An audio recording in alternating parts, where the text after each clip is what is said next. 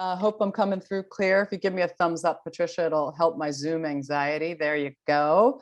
Starting out of the gate, reminding you all that it's very normal to have stress in our workday. So I always have stress at the top of a Zoom talk thinking, is everything going to work technically?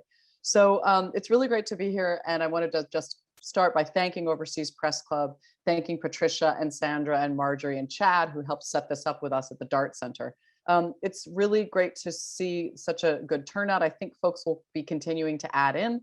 So I'm going to start right in, though. Patricia's already given us our structure, so I won't review it except to say, stick with me. This first bit, I'm actually going to lecture for a bit. I'm going to use slides and teach you what I like to call Trauma 101 for journalists. And I think it's a really useful overview.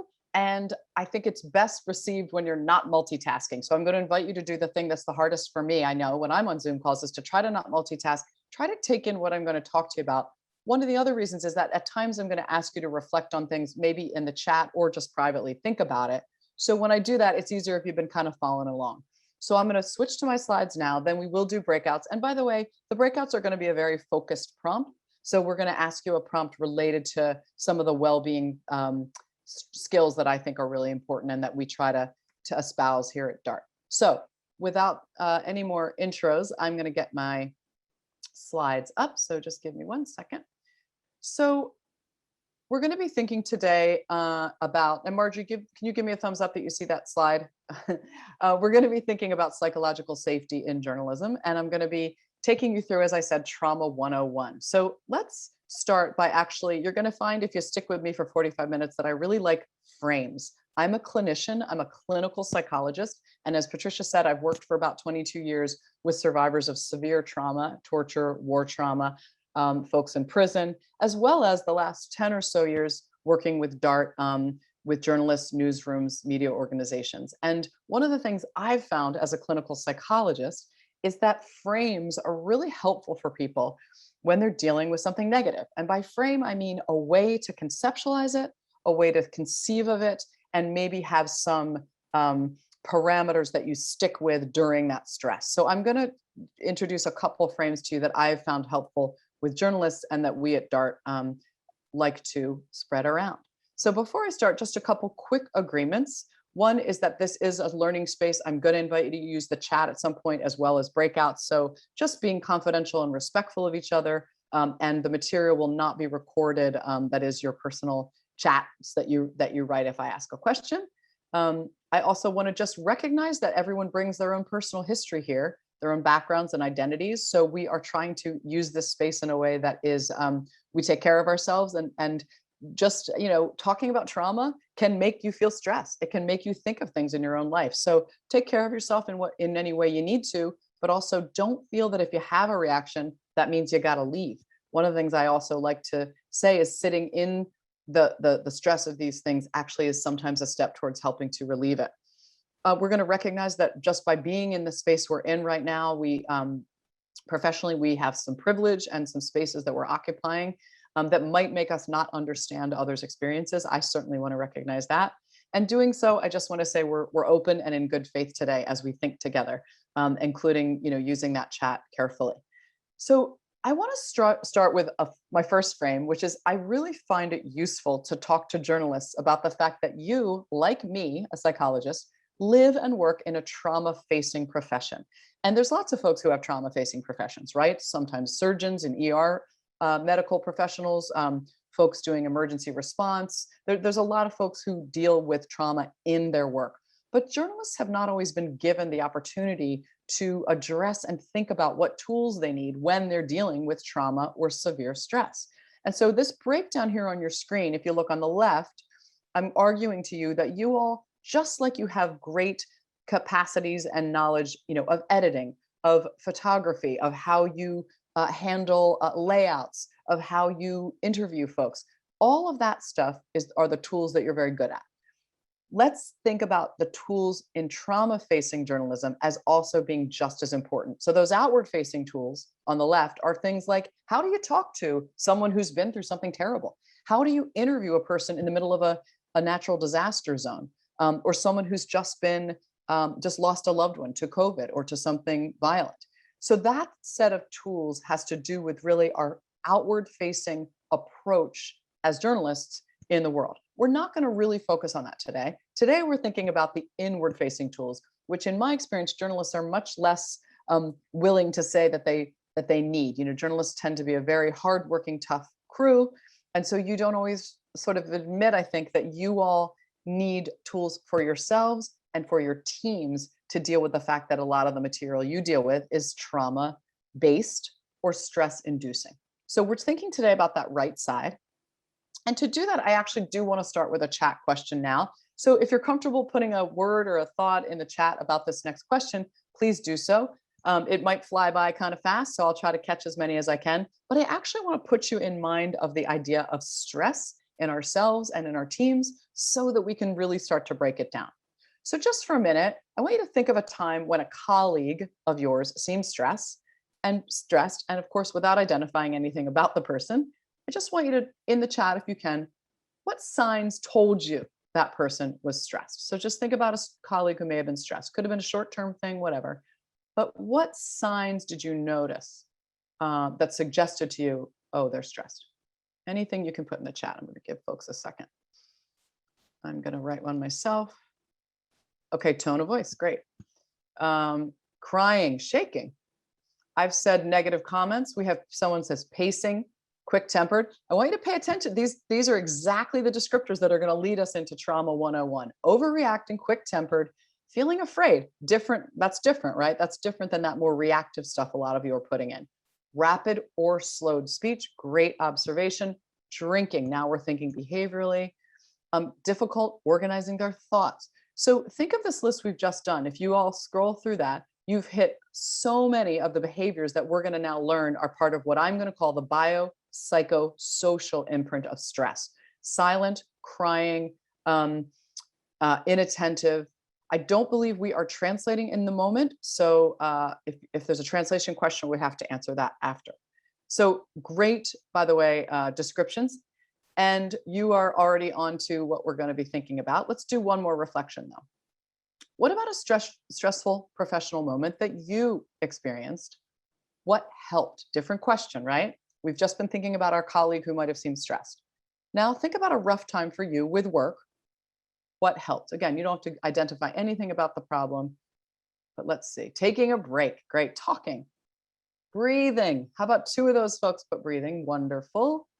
Getting support, taking a walk, quitting. Love it. That is great. We're going to talk later about that.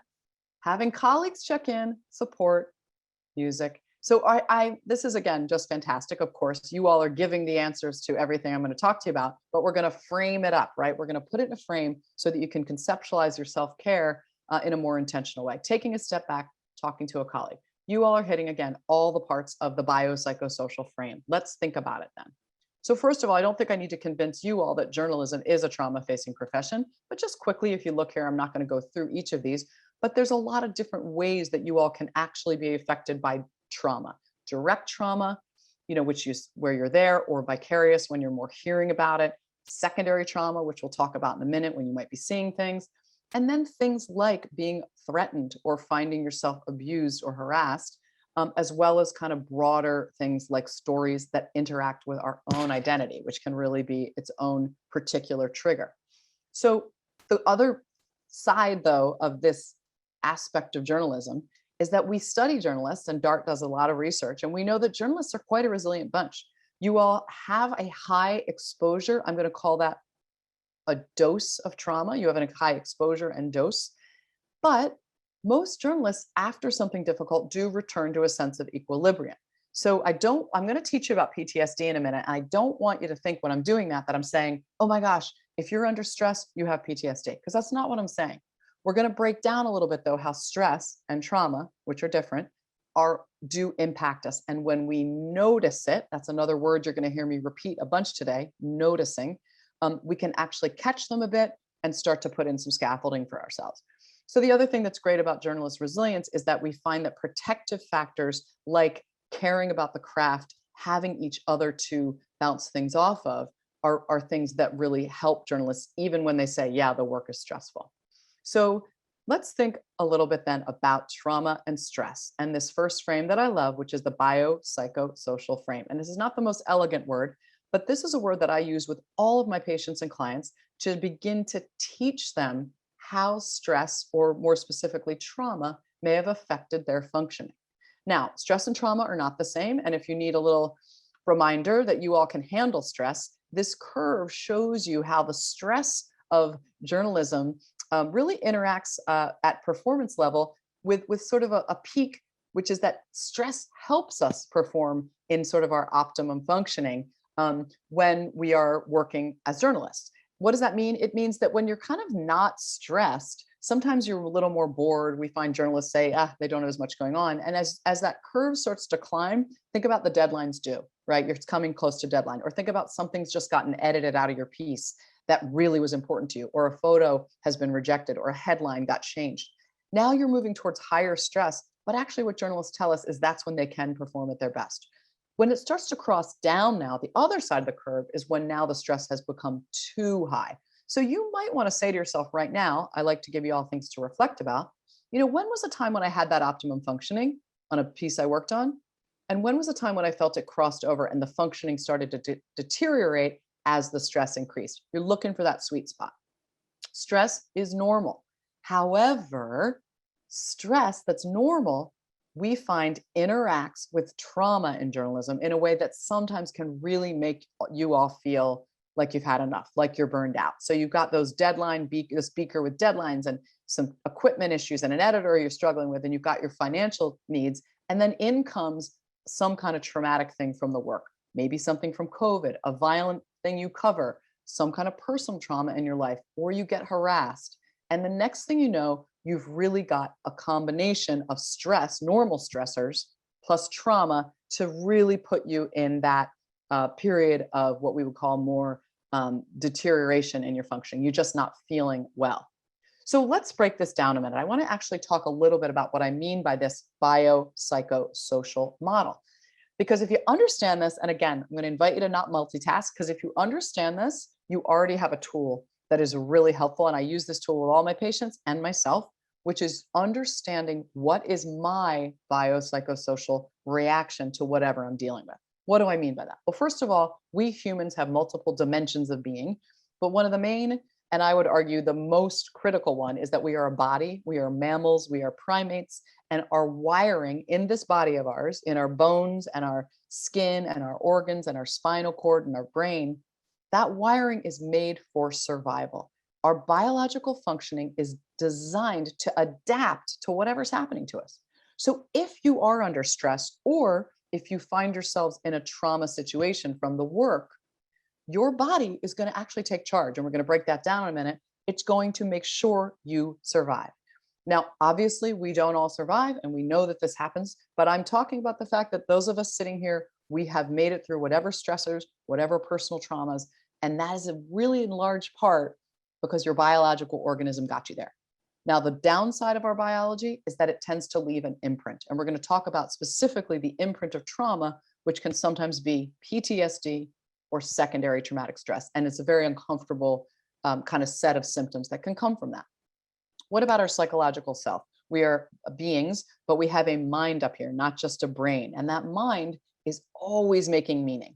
We humans, unlike other mammals, tend to immediately tell ourselves a story after something happens to us, even while it's happening sometimes.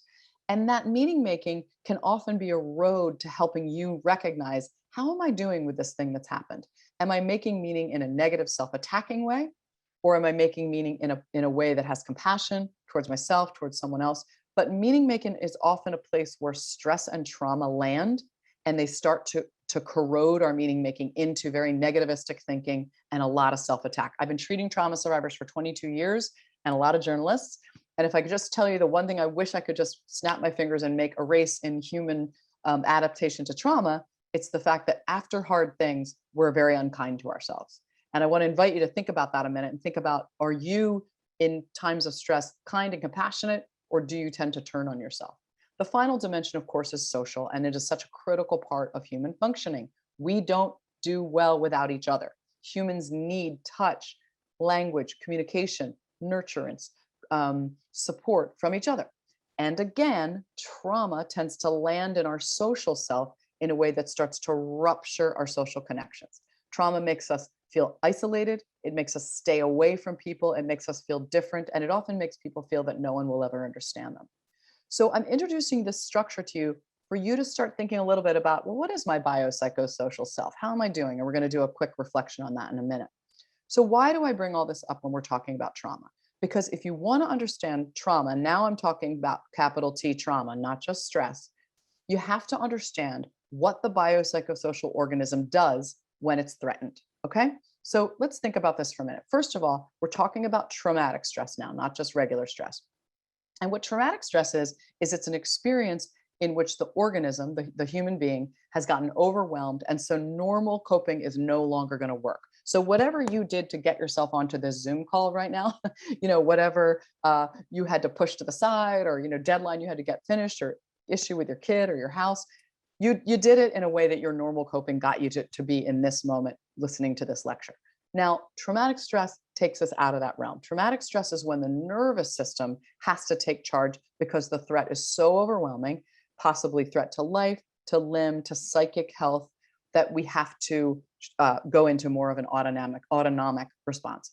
And there's two parts to that, which I'm going to break down. And some of this you probably know, but stick with me because it's always fascinating to kind of start thinking about, well, where are you seeing this in your work? Where do you see folks who might have had reactions that were either what we call uproar reactions? That's that red arrow on the screen. I want you to think about that as red arrow up, and that gray arrow down, which is what we call shutdown reactions. So I want you to be thinking a little bit about these reactions as you think about any stress you've encountered, or maybe someone you've covered, interviewed, photographed who might have been in a post-traumatic situation.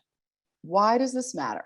Because this organism of ours, that autonomic response, saves us, but as I said, can sometimes then leave difficulties, leave imprints on us. Let's use this guy on the screen for a minute as an example. It's kind of a silly, picture here, but this guy's in trouble, and he is in trouble because a snake is chasing him. And what I want you to be thinking about is what's happening to this guy as he is under stress and under threat. Because what we know is it's not that he's going to think through this into sort of a normal coping reaction. He's not. He's going to have an autonomic reaction, an automatic reaction that does what? Gets him out of trouble. So you see here, he is running from the snake, right? So that means he's basically going to get away. That's great, right? It's going to save him. But to run away from a snake, you need something to happen to your body, right? And if we were all in a big room together, I'd have you raise your hand and tell me, what do you need during fight or flight to run away, or to, let's say, pick up a broom and hit that snake? Well, you need your body to be able to move. So you need oxygenation, which means your breathing changes. You need your heart to pump. Why? Heart's going to pump blood through you to get your organs able to mobilize. And you need your gastrointestinal system to not exert any energy. So that's going to clamp. Your salivation is going to increase. Your pupils are going to dilate. All of that is going to happen just when he sees the snake, because his body is going to detect threat. And what's amazing about that is that fight or flight response is going to save this guy. Think about a story you've covered where someone was traumatized. Think about a time maybe you were in the field or had something distressing that you saw or were dealing with. Chances are you might have noticed your throat clench a little, your heart race a little, you might have even started sweating. All of that is that autonomic sympathetic nervous system. Now, just quickly, I want you to know about the other side because it's equally important, which is what we're going to call gray arrow down. The parasympathetic down regulation that's part of the human fear response is just as important and saves us just as much. Why? Because after this guy gets away from the snake, his body cannot stay in that state. So his body has to start to bring its activation, its uproar down. And how's it going to do it? It's going to change those same systems we just talked about. Breathing's going to become more regulated, heartbeat's going to go down, blood pressure is going to go down, pupils are going to go back to normal. However, what's also going to happen is he might start now expressing himself. He might start crying or even yelling, oh my gosh, this just happened to me. So now we've moved from autonomic into he's starting to rest and process what happened. But sometimes people in this state can actually be quite emotional or quite blank. They can look very flat because they're shutting down. Now, by the way, we're not talking a bunch today about interviewing, but just a note on interviewing. If you interview a survivor, someone who's been through a trauma, chances are, if you get to the point where they start telling you about the trauma, you're going to start seeing especially if they didn't get treatment or they're not doing great, you're going to see some of these activations and shutdowns possibly during the interview. They might get sweaty, they might get scared, and they might even start to shut down. Noticing, noticing, noticing. That's one of the words I teach my patients. Notice what's happening in your body when you're under stress, especially after trauma. Okay, so all of this that I just described, right? That is the fear cascade in the human organism that saves us. Remember that bio, wired to survive? Fantastic, right? But at the same time that's happening, another amazing part of our functioning is happening, which is your brain is encoding these events into your memory banks. Sounds good, right? Except the problem is that's how we get PTSD, because PTSD is when our memory of what happened to us gets linked to our arousal system.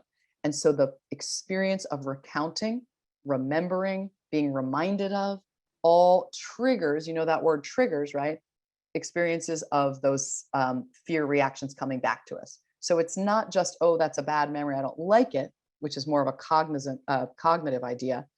It's that your body returns to those states. So yes, you might start to feel sweaty, like I said, heart racing, lungs changing the breathing pattern. And all of that's really important because if you just look at this blue circle on the screen, on the left side, we see that the fear reaction's gotten linked. We just talked about that, right? So the memory of being chased by the snake is linked to the fact that his heart was racing. And then the memory of it triggers that same fear reaction. You say to him, hey, what happened with that snake? And as he's talking, he starts to have symptoms. But the big kicker is on the bottom. The survivor then tries to avoid this or stop it. And that's a really big symptom of PTSD, is shutting down and numbing. And we're going to think in a minute about, do we have any of these experiences? Because many journalists say that after a lot of the coverage they've done, they don't feel as activated, but they do feel sort of shut down and they want to avoid thinking about it. So I just want to, on PTSD, remind you, I'm not saying we all have PTSD, but it's a really important process to understand. It's a disorder, yes, but it's an imprint of a trauma reaction in which the trauma comes back in intrusive reminders. The trauma activates us into red arrow up arousal or gray arrow down shutdown. And we sometimes then really struggle with avoidance, numbing, and also negative thinking. Anybody remember psychosocial? Negative thoughts, feelings about self is when our meaning making starts to be negative. I'm no good. I'm worthless. I shouldn't have let this happen. Other people handle this better than me. So just thinking about this a second, I want to just put it all together and give you a minute to think about your own biopsychosocial functioning. And you don't have to put this in chat if you don't want. People are actually welcome to, but just look at this chart a minute at the kinds of stress and trauma reactions. I'm kind of putting them together here, not just PTSD, but other stress reactions that fall in these domains. How many of these do you think you sometimes struggle with? Anybody see themselves in here? You're welcome to throw a yes in the chat, or you're welcome to throw a whoa, I've got a lot, or you're welcome to stay quiet. What I more want you to do is reflect, how am I doing in my biology? Am I having trouble with fatigue? Am I having trouble with irritability and edginess? How am I doing with feeling my meaning making? You know, am I feeling anxious and upset about the world? Normal feeling, by the way. But is that also changing my relationship to the world? Is it making me isolate, moving more into the social now? What is my biopsychosocial imprint feeling like in the work I'm doing as I do a trauma-facing job? Remember, that's what you all do, a trauma-facing job. And what I'm going to invite you to do is think, the things on here that kind of resonate, maybe they're worth paying attention to. It doesn't mean they're bad or they're wrong, but it means, what if I actually put a little attention on them and start to notice, remember that word notice, where I'm feeling that imprint. So let me just link this to secondary traumatic stress a minute. I'm going to be lecturing for about 15 more minutes, so stick with me, because what I want to do now is talk a bit about secondary traumatic stress. And then one more frame that I really recommend and that we talk a lot about through our DART research and time we get to spend with journalists, which is a way to manage difficult stories. Okay, so just quickly, because I think at this point you all probably have the idea, secondary traumatic stress is very much like primary post-traumatic stress, but it happens through indirect exposure. So basically photographs or stories or coming upon something after can leave an imprint where that same, those images come back to you, just like that survivor who we talked about might have images coming back from something that happened to him. So the symptoms of PTSD, secondary traumatic stress, let's remember those arrows, red arrow up, right? That's going to be what? Activation symptoms, where we feel edgy, jumpy, irritable. Remember how many of you put in the chat that you noticed your colleague was irritable, jumpy, couldn't pay attention? Those are all red arrow up signs. Gray arrow down signs, feeling fatigued, feeling numb. Nightmares go more in the biological uproar category, obviously, but also that sort of isolation, which is more of a gray arrow down, and feeling negative and changed about the world. So you're thinking about secondary traumatic stress, and we want to know how to prevent it, right? And one of the things we've learned from researching journalists and also from other trauma-facing professions is that we have to start by paying attention to ourselves and paying attention to each other, whoever that each other might be in your work team or the colleagues with whom you really partner.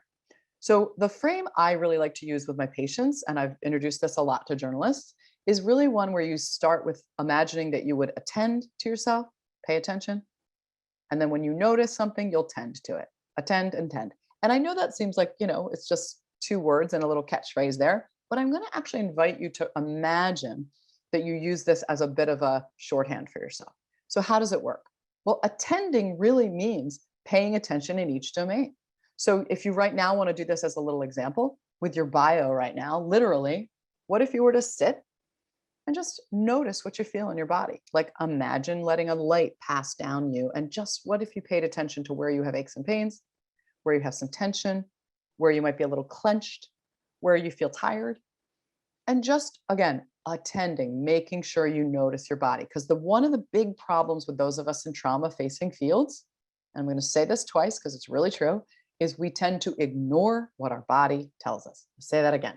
In trauma-facing work, a lot of us tend to ignore what our body tells us. Why? Because we tend to be doers, and we also tend to be thinking about helping or working in some way for others. So we tend to not listen to the signs that bio system is giving us. So what do you do when you start feeling tired? Most of you guys, probably what I do, you get another cup of coffee, right? What if instead you're tending to that, you attend and tend, your tending was, I think I'm going to turn my computer off, go sit on my sofa, put a pillow behind my head and close my eyes for 20 minutes. That's actually just a slight little intervention to address fatigue. Our psychological attending could be simple as sitting at the beginning of your day, at the end of your day, and saying, what did I tell myself today? Was I kind? Was I patient? Or was I actually quite self-critical? What did I say to myself today? What was literally the ticker tape going through my brain telling me? And again, once you notice, once you attend, you can start to think about, is there a place I want to tend to that and maybe change it up a little? Social, what have I done in the last 24 hours? Invite you to do this right now, by the way. What have you done with other people in the last 24 hours? Has anything involved pleasure, fun, connection, or sharing, or giving, or getting support? If the answer is no, then I think we can say your last 24 hours has not been a very pro-social time for you. What if you decide to tend to that? So I want to introduce one more tool before we think about our going in the field toolkit, which is, this is just a great graphic that I use with everybody. I use with all my patients and myself, I'll say it again, which is called the window of tolerance. And I tell all my journalists they should stick this on their computer somewhere or above their desk or something. The window of tolerance is actually a rubric designed in anxiety treatment. And we use it to help people assess where they are in terms of what's coming at them for stress and what their body's telling them about that stress. So if you just look at this graphic a minute, the green section we'll call the green zone, that's your window of tolerance. And I would argue that you all, journalists who work very hard and are hard charging and successful, probably have a pretty good green window of tolerance that you can get through in each day, which is periods of time when you're functioning, you're productive, you can switch tasks, you can think and feel at the same time. Green zone, I always say, is like in the morning, I have my cup of coffee and I've got my computer and my to-do list, and I'm feeling like, yeah, I'm going to get through a bunch of stuff today, and I'm moving through it. You cannot stay in a green zone all day. You can't even stay in the green zone throughout probably a really long period in the field. You have to recognize that you're going to bump into the other zones. Remember that red arrow up, remember that gray arrow down at different times. And so the idea is catching yourself, going into the red zone, which is when you're moving into what? A little bit more hyperarousal and a little bit more what? Irritation, edginess, impatience, and not great focus. What if in the red zone you caught yourself and just noticed, oh, wow, look at me. I feel that edge. I think I'm not going to hit send on this email where I'm like telling off this person. I think I'm going to step away. And one of the things we recommend is mindfulness, grounding techniques, any kind of basic tool that involves getting away from screens and pausing. The gray zone, very self-explanatory, is that gray arrow down, right? When you get fatigued, down, discouraged, it can get into the mood area too. And in the gray zone, not a great time to be charging through something. It's a better time to step away, maybe walk, get some oxygen in your lungs, take a break, lie down for 20 minutes. Both of these can really be adjusted with small things, but the key is catching it. So I'm going to invite you to think about your window of tolerance the next time you are in the field. So let me throw one more frame at you before we break into our groups that we at DART really believe in and that journalists tell us they really like. They helped us come up with these tools, but which is something we call, well, it's about building a practice if you're doing something traumatic or difficult. And we're going to call it before, during, and after. So take a minute right now to look at the screen. Let's say you're thinking about a tough story you're about to cover. You're going to go somewhere difficult, or you're going to talk to someone who you know could be a difficult source, photograph them maybe, or something about the story is just challenging. Maybe it's a political story where there's really disturbing beliefs that you're going to have to be listening to and articulating as you write about it. Maybe it's a disaster zone, a war, a refugee situation, a border story. It doesn't have to be capital T trauma to be difficult. And what I'm going to argue to you is that just like that surgeon we see in this picture, you all in a trauma-facing field, just like a surgeon's a trauma-facing field, need to have a practice for the before a story, the during the work part, and then the post story. And the reason is, think about a surgeon. Surgeon doesn't just pull into the parking lot in the hospital, get out of her car, walk into the operating room with her scalpel and start working on someone's knee, right? Surgeons are very clear that the work they're doing, the during, has a lot of stakes attached, right? There's the high stakes, and they need to be prepared, and they need to also be debriefing and supporting themselves after. So surgeons do what? They have a very strong before. They go in, they wash up and sterilize. They look at the notes, make sure they operate on the correct knee, right? And they're also anticipating, hey, this guy's knee I know has trouble on the right side, right? So I should expect that's going to be the harder part.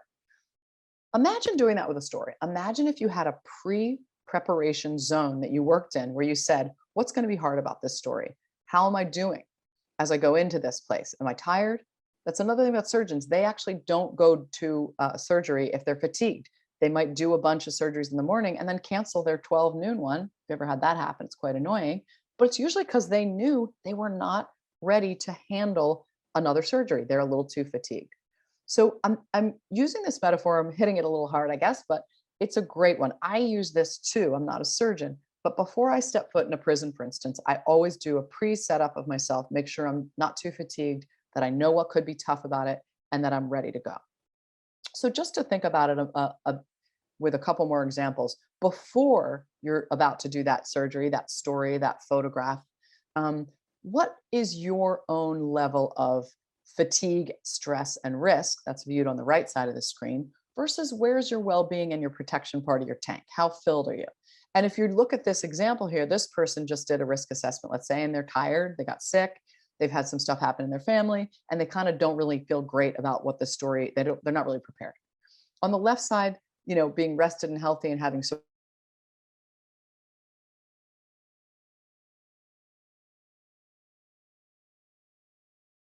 I'm not saying you all can do a week-long, you know, well-being retreat before a story, but I'm saying notice your stress before you go in the field. Patricia, I got an internet message. Am I still coming through okay? Or Marjorie, somebody just let me know I'm coming in. Okay, got a thumbs up. Sorry about that. So that before assessment, by the way, just put yourself in mind of that a minute, also means you're thinking about what might be difficult that you're going to cover, and you're thinking, what will my boundaries be? We're going to talk about boundaries in a minute. The during. That surgeon is not cutting open a knee and screaming, oh my God, there's blood, right? Just like you all, when you're out in the field taking a picture after something difficult's happened, a lot of you are not reacting. Why? Because you're being professional. Got it. But notice, did something make you feel bad when you caught that image of it? Did it make you feel sick to your stomach? Just notice. because later you're going to try to refill your tank. Also, honor your boundaries in the field. We're going to talk about what does that mean? What would you not do? What would you do while you're on a story? I want to recommend you use some bio techniques in the field if you need them. So we like to teach grounding, which I'm going to teach you at the very end today, which is a technique of just sitting yourself in this very moment and staying present. I'll teach you that real quick at the end. I recommend adding a breathing protocol. I use a 4-4-4 technique, which is 4 through the nose and an inhale, hold for 4 and out through the mouth. Look online. I have a resource in the slide deck too that'll have this, but there's lots of ways to do breathing practice. You'll find if you practice it regularly, it works better than when you're under stress. And then there's some other things folks use. Some folks like to use ice water when they're feeling anxious or overwhelmed. That red activation is happening. You use some ice water on your face, can calm you down. Others use like a breeze or some way to feel air on the face. And I there's a New York Times site here that has some resets they recommend. So finally, you're done with the story. You go home. What are you going to do? What if you, like the surgeon, said, I'm going to notice my body. I'm tired. I'm going to rest. I'm going to refuel. I'm going to take a break. Of course, after you guys have come out of the field, you often have to work on the piece. We all know that. But what if you had a little time for reconnection, building, and recognizing your need for replenishment? Checking in with another colleague can be helpful who might need support also from the hard story you just covered. And then noticing hotspots. And just for a minute, I'm going to teach you that term because it's a psych term. When you've been in a trauma, hotspots are the memories that are very visceral, very physical. Remember the guy running from the snake? A hotspot would be that he remembered the sound of the snake when he turned around. And it doesn't really feel like a memory, it's that he hears it again. Notice if you have any of those after a story. If so, it could be good to go talk about it with a friend, a colleague, a supervisor, maybe a therapist. But hotspots are really very uncomfortable because when they come to us, like I said, they're visceral, they're not linear or logical. Notice your meaning making after a story. Are you kind to yourself or are you criticizing yourself, saying you should have gotten a better story? And then again, how'd you do? Did you have anything that happened that you wished you had handled differently in terms of boundaries, timing, anything? So I'm introducing BDA to you as one more frame where you can take your trauma knowledge and recognize that you, a biopsychosocial organism, doing this story might get some imprints on you, and then you try to protect yourself. It's kind of like giving yourself a hazmat suit when you're doing a hard story. So what I want to do now actually is get us thinking a little bit about boundaries. And I'm gonna, Chad is going to be helping me. He's my amazing partner in this webinar tech that we're doing. We're going to actually have you all spend some time for a minute thinking about boundaries. And the reason is that in my experience, journalists tend to not have a really intentional boundary practice. And what I mean by that is just thinking about and knowing in advance what your boundaries are. So I'm going to let you all get together in groups. And I just want you to think about these two questions, which is what are your boundaries that you'd recommend to freelancers? And if anyone wanted to share a time when they changed their boundaries and what that was like, whether that was a tightening of boundaries or lifting of boundaries, just if anyone has a story about a boundary in journalism that was a challenge for them, I think it would be great if you all could share that. We'll come back and we'll get the groups to report however many of you want to.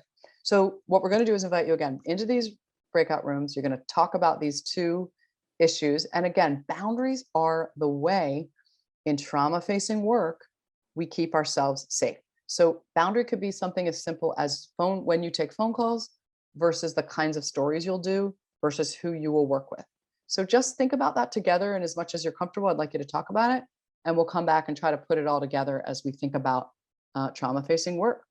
So I'm going to stop our share right now. Chad, we had a little freeze. Oh no, I'm so sorry if my tech went out. Okay, so someone's asking, first part of your discussion is you all can just, what do boundaries mean to you as a journalist? Some of you might be like, oh, here's my boundaries, I got them.